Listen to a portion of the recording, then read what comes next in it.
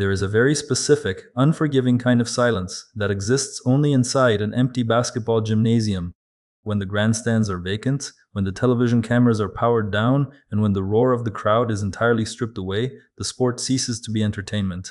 It becomes an interrogation. Out under the blinding glare of the arena lights, you can hide behind your teammates. You can hide behind the intricate geometry of a playbook. You can even hide behind your own charisma. But in an empty gym, with only the harsh echoing squeak of rubber soles against polished hardwood and the hollow thud of a leather ball, the truth is inescapable. Everything you are, and everything you are not, is instantly laid bare. Before we even step onto the court, you must understand the gravity of the men who are about to occupy it. By the middle of the 1980s, the National Basketball Association was not merely a sports league, it was a global mythology, and its entire universe orbited around two diametrically opposed suns. On one side of the continent, bathing in the neon glow of Los Angeles, was Earvin Magic Johnson. He was not just a point guard, he was a cultural phenomenon. Standing at an impossible 6'9", Magic was the supreme architect of the Showtime Lakers.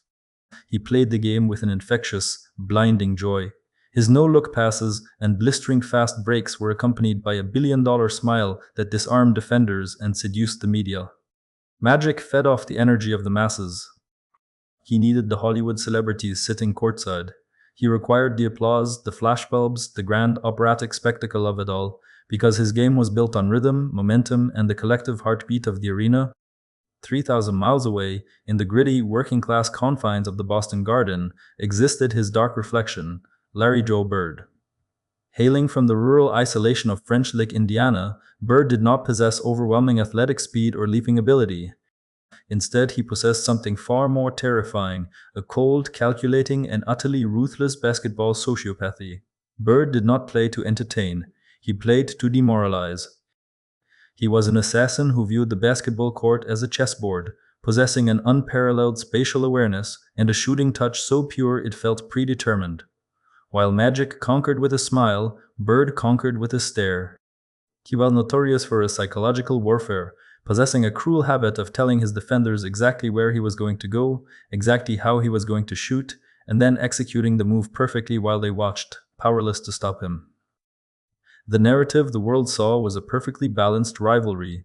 They had clashed since the 1979 NCAA championship game, the most watched college basketball game in history, drawing the battle lines for a decade of NBA warfare. But what the cameras captured was always a 5-on-5 war. In a full-court game, Magic was the ultimate conductor, a maestro who could elevate 4 other men to his level. Bird was the ultimate focal point, the tactical genius who could manipulate defensive rotations with a single glance. But the dynamics of a team game mask individual vulnerabilities. The ultimate crucible of basketball is not the 5-on-5, it is the 1-on-1. The isolation of the island. In a 1-on-1 game, there are no screens to free you, there are no teammates to rotate and cover your defensive mistakes, there is no outlet pass when you are trapped. It is a primal, gladiatorial contest, where every weakness is amplified and every physical or mental flaw is ruthlessly exploited. It is a game of pure ego. And it was exactly this ego that set the stage for 4 minutes, that would forever alter the psychological hierarchy of the 2 greatest players on earth. The exact location of this encounter remains a closely guarded piece of basketball folklore, a ghost story whispered among veterans of the era. Some say it happened during a closed-door promotional shoot, others claim it was during a secretive off-season camp. But the setting is less important than the catalyst. Picture a stuffy locker room, the air thick with the smell of athletic tape and lingering sweat. Magic Johnson, surrounded by a handful of peers and associates, is holding court. He is radiating that trademark Los Angeles confidence, high on his own supply of invincibility. The conversation turns to the eternal debate, to the man across the country who haunts his nightmares. And Magic, perhaps blinded by his own mythos, makes a fatal, unforgivable miscalculation. He verbalizes a thought that should have remained locked away in the deepest recesses of his mind. "He can't guard me," Magic says, his voice cutting through the ambient noise of the locker room. He is smiling, but his eyes are intensely serious. In a 5-on-5, maybe it's a chess match, but 1-on-1, he doesn't have the feet, he doesn't have the lateral quickness. I'll take him to the block and physically dismantle him. I guarantee it. The oxygen instantly leaves the room. The men gathered around him exchange nervous, silent glances. They know something. Magic, in his hubris, has temporarily forgotten. You do not issue a guarantee against a man who weaponizes disrespect. The walk to the hardwood. Word travels fast in small, enclosed spaces. By the time Magic laces up his sneakers and steps out into the cavernous, empty gymnasium, the atmosphere has fundamentally shifted. The playful banter of the locker room has evaporated, replaced by a dense, suffocating tension. Larry Bird is already on the court. He is not smiling, he is not talking. He is methodically putting up jump shots from the wing, the ball snapping through the net with a metronomic, terrifying consistency. Swish, thud, swish, thud. He doesn't even acknowledge Magic's entrance. The psychological warfare has already begun, and Bird is striking the first blow with absolute silence. He is letting the weight of Magic's own guarantee press down on the Lakers' shoulders. A handful of players and coaches drift to the sidelines, sitting on metal folding chairs or leaning against the padded walls. They are the silent witnesses to a trial by fire. There are no referees. There is no scoreboard. There is only the ball, the rim, and the unyielding reality of the hardwood. Magic steps onto the court, the ball tucked under his arm. He attempts to project his usual sunny dominance, flashing a brief grin to the onlookers. Let's get a quick run in, Larry. Play to 5. Losers out. Bird stops his shooting routine. He catches the ball, holds it against his hip, and finally looks directly at Magic. His eyes are dead, entirely devoid of emotion. Check it, Bird says. 2 words. No smile. The invisible clock begins to tick. The first 60 seconds, the illusion of physicality. Magic takes the first possession. He is determined to prove his thesis immediately. Standing at 6'9" and weighing a solid 220 pounds, he operates under the assumption that his sheer physical mass and explosive first step will be too much for Bird in an isolated setting. He begins his dribble, low and aggressive. He drives hard to his right, aiming to collapse Bird's defensive stance. But as Magic drops his shoulder to initiate the contact, he discovers that the space he intended to occupy is already filled. Bird is not conventionally fast, but his anticipation borders on precognition. He has already read the angle of Magic's hips, computed the trajectory of the drive, and beaten him to the spot. Magic, surprised by the resistance, tries to pivot and back Bird down into the post. This is his signature move, the old man game that he uses to punish smaller guards in the league. He slams his back into Bird's chest, expecting the Celtic to yield. Bird doesn't budge. Beneath the pale, seemingly unathletic exterior is the dense, farm-forged core strength of a man who spent his youth shoveling gravel. Frustrated, Magic forces a contested turnaround hook shot. It clanks harshly off the back iron. Bird grabs the rebound. He doesn't rush. He dribbles out to the top of the key, turning his back to the basket to survey the court, a habit ingrained from years of team play. But there is no team. There is only Magic, breathing heavy, crouching into a defensive stance. Bird turns to face him. Too slow, Ervin, he mutters, the first piece of trash talk slipping out like a razor blade. Before Magic can even process the insult, Bird executes a subtle, lightning-fast jab step. It is a millimeter of movement, but it is sold with such absolute conviction that Magic's weight shifts backward for a fraction of a second. That fraction is all Bird needs. He rises up, his release point high and unblockable. The ball arcs perfectly through the stale air of the gym. Swish, 1-0. Minute, 2, the anatomy of a deconstruction. The dynamic of the encounter shifts irreversibly. Magic, the ultimate showman, suddenly realizes he is trapped on a stage with an audience he cannot control, facing an opponent who is actively rewriting the script. Magic gets the ball back. The pressure to answer is immense. He tries to rely on his ball handling, executing a series of complex crossovers that would shatter the ankles of an average defender. He weaves, he hesitates, he explodes toward the baseline. He manages to gain a half step on Bird, rising for a layup. But Bird is a master of angles. He knows he cannot outjump Magic, so he doesn't try. Instead, he tracks the ball with terrifying patience, waiting until the exact moment it leaves Magic's fingertips. With a quick surgical swipe of his long arm, Bird pins the ball against the glass. A clean, humiliating block. Bird retrieves the ball and jogs back to the top of the key. The silence from the sidelines is deafening. The onlookers are watching the dismantling of a deity. Now it is Bird's turn again, and this is when the true torture begins. Larry Bird decides that simply beating Magic is insufficient. He must completely break his spirit. "I'm going to take 2 dribbles to the left," Bird announces aloud, his voice echoing off the gym walls. I'm going to step back on your right foot, and I'm going to shoot it right off the glass. Magic's eyes widen. He tightens his stance, aggressively overplaying Bird's left side to deny the move. He is practically daring Bird to go right. Bird smirks. He takes exactly 2 hard dribbles to the left. Magic slides violently to cut him off, his momentum carrying him forcefully in that direction. The instant Magic commits, Bird halts his forward motion with violent suddenness, planting his foot and stepping back, precisely behind the three-point line. Magic, completely off balance, reaches out in a desperate, flailing attempt to contest the shot. He is too late. Bird releases the ball, and before it even hits the apex of its arc, he turns his back to the basket and looks directly at the players sitting on the sidelines. Smack. The ball hits the square on the backboard and drops through the net. 2-0. Minute 3. The collapse of the architect. Panic is an emotion rarely associated with Magic Johnson. He is the man who played center as a rookie in the NBA Finals and scored 42 points. He is the man who thrives when the pressure is highest. But this is a different kind of pressure. This is a claustrophobic, inescapable exposure. Magic receives the ball. He is breathing heavily, the psychological toll manifesting physically. His guarantee is echoing in his own mind, a cruel mocking soundtrack to his failure. He tries to bulldoze his way to the rim again, abandoning finesse for sheer aggression. He lowers his shoulder and barrels into the paint. Bird absorbs the contact, his chest taking the brunt of the blow, but his hands remain active. As Magic brings the ball up for a powerful dunk attempt, Bird executes a flawless strip, raking down violently and knocking the ball loose before Magic can even elevate. "You're playing tight, Irvin," Bird says quietly as he recovers the loose ball. "You look nervous." The bystanders on the sideline shift uncomfortably. They are witnessing a massacre. Bird begins his offensive possession. He doesn't even bother with a complex move this time. He slowly backs Magic down into the mid-post.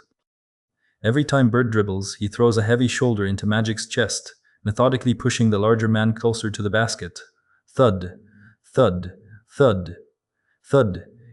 Bird stops. He fakes a pass over his shoulder, a phantom pass to a teammate who doesn't exist. It is a muscle memory reflex, but it works. Magic instinctively turns his head for a millisecond, anticipating a cutter. In that microscopic window of distraction, Bird spins baseline, fading away on one leg. It is a shot with an impossible degree of difficulty, but it leaves his hand with absolute fluidity. Swish, the Swiss's 3, circle, the final 60 seconds, the inevitable conclusions, 4 minutes, 240 seconds. In the grand tapestry of an NBA season, it is a meaningless fragment of time, but in this empty gym, it feels like an eternity of torment. Magic is utterly exhausted, not from the physical exertion, but from the mental strain of chasing ghosts. His smile is gone.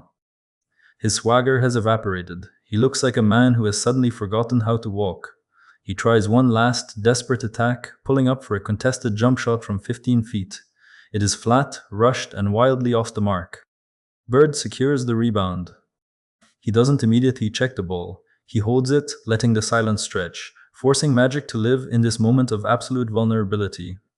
"Game point," Bird says. The words hang in the air like a death sentence. Bird walks the ball out beyond the three-point line. He doesn't get into a low stance. He stands completely upright, dribbling the ball lazily between his legs. Magic is crouched defensively, his arms wide, his face a mask of desperate concentration. He cannot be shut out. He cannot let this happen. Bird stares right through him. He isn't looking at Magic's chest or his hips. He is looking directly into his eyes. "I'm not even going to dribble," Bird says flatly. Magic braces himself. Bird brings his feet together. Without a single pump fake, without a single preparatory dribble, he simply elevates. It is a shot born of pure, unadulterated arrogance. Magic leaps with everything he has left, his massive hand extended high into the air, trying to eclipse the sun. But Bird's release is too quick, too perfectly calibrated.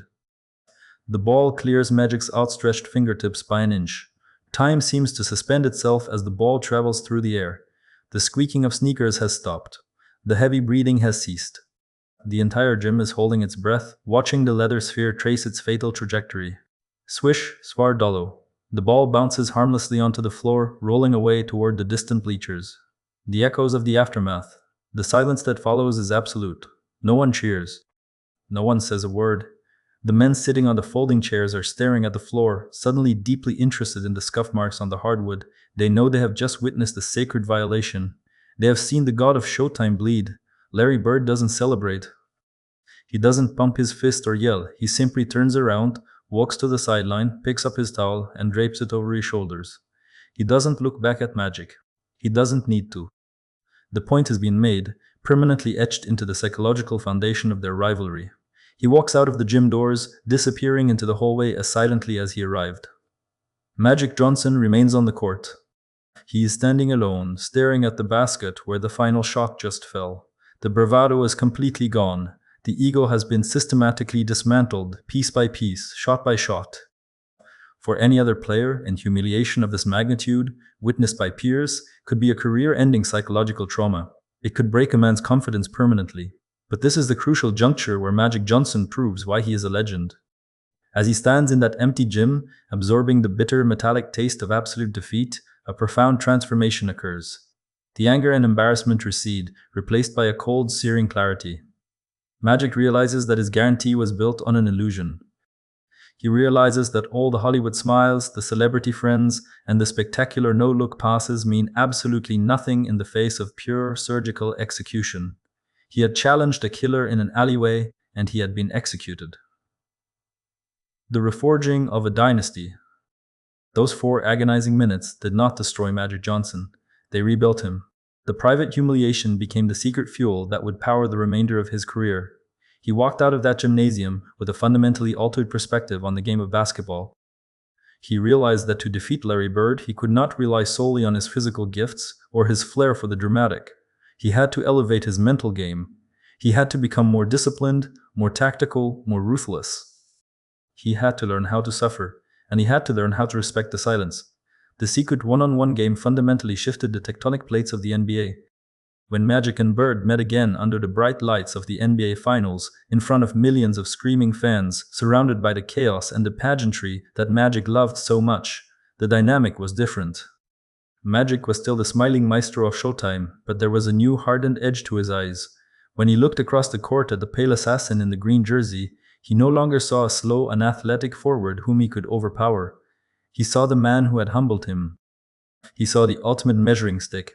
Every championship Magic won from that day forward, every impossible pass, every clutch shot, was unconsciously driven by the memory of those 240 seconds of silence. He pushed himself to the absolute limits of human endurance because he knew, deep in his soul, exactly what was waiting for him if he let his guard down for a single moment. Larry Bird never spoke publicly about the one-on-one game. He never used it to taunt Magic in the media. To Bird, the victory was a private matter, a mathematical proof established and settled. But the respect was mutual. Bird knew that by breaking Magic in that empty gym, he had unwittingly unleashed a far more dangerous version of his rival. He had forced the showman to become a warrior. Ultimately, the greatest rivalries in the history of sports are not born from hatred. They are born from a deeply intimate, almost violent understanding of the other person's capabilities. They are born in the shadows, far away from the applause, in moments of extreme vulnerability. The day Magic Johnson guaranteed he could destroy Larry Bird in a one-on-one game was the day the illusion of Showtime died. But the 4 minutes of brutal, inescapable reality that followed gave birth to something far more profound. It forged an unbreakable bond of mutual obsession that would elevate both men to immortality, saving the NBA from obscurity and proving that true greatness is never found in the roar of the crowd. True greatness is found in the deafening, unforgiving silence of an empty gym when you are left with nowhere to hide and you are forced to look your own limitations directly in the eye.